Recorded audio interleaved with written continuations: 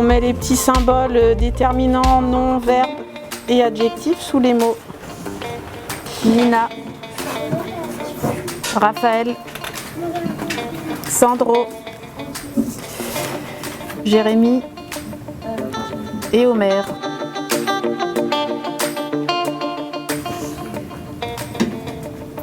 Omer?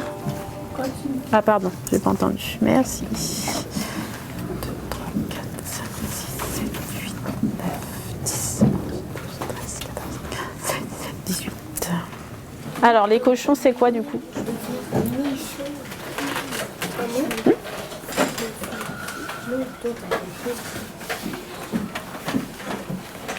Un cochon c'est un animal, ça fait partie de la catégorie des noms. Je peux remplacer par il avec un S. Ce matin, on va faire de la conjugaison. Ouais! Non, ok. Quand TNI est arrivé dans ma classe, oui, c'était il y a un peu plus d'1 an et demi. Moi, ma séance, elle existait déjà. Donc en fait, après, quand c'est comme ça, je réfléchis à comment introduire le numérique, qu'est-ce que ça pourrait apporter à ma séance, de mettre plus de manipulation, d'apporter un côté un peu ludique quand les élèves viennent bouger les étiquettes au tableau. Je ne veux pas juste utiliser le numérique pour dire que j'utilise le numérique, il faut qu'il y ait, moi, il faut que je trouve un intérêt aussi à l'utiliser. Donc en fait, ça me force à revoir des séances qui existaient déjà, à les relire et à me dire qu'est-ce que je peux intégrer à l'intérieur en termes de numérique qui peut être intéressant pour les enfants et pour moi. Non, c'est ce qui s'est déjà passé. Alors les garçons, est-ce que vous pouvez me trouver des phrases au futur là? Ça veut dire les phrases. Laquelle? Très bien. Est-ce qu'il y en a une autre? J'aime bien travailler avec le tennis sur la différenciation. Je fais venir mes élèves au tableau. Souvent, je prends ceux qui sont en difficulté, clairement. Parce que si je leur donne juste les étiquettes sur la table, des fois, ils vont passer le peu de temps de manipulation à papillonner parce qu'ils sont perdus.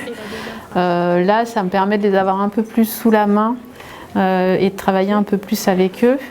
La deuxième plus-value, je dirais, c'est le côté vraiment dynamisant. Il y a l'idée que quand je demande à mes élèves de venir au tableau, tout de suite ça crée une émulation. Ils sont contents, soit ils vont venir écrire, soit ils vont venir bouger des éléments. Voilà, ouais, ça les amuse, ça apporte vraiment ce côté ludique. Comment est-ce qu'ils sont formés ces verbes au futur? Oui, mon TNI, je l'utilise dans tous les domaines. J'ai plus de tableau blanc classique aujourd'hui. J'utilise que mon TNI. Tout se prépare en amont chez moi. J'ai le logiciel sur mon ordinateur personnel. Donc en fait, je prépare tous mes supports chez moi.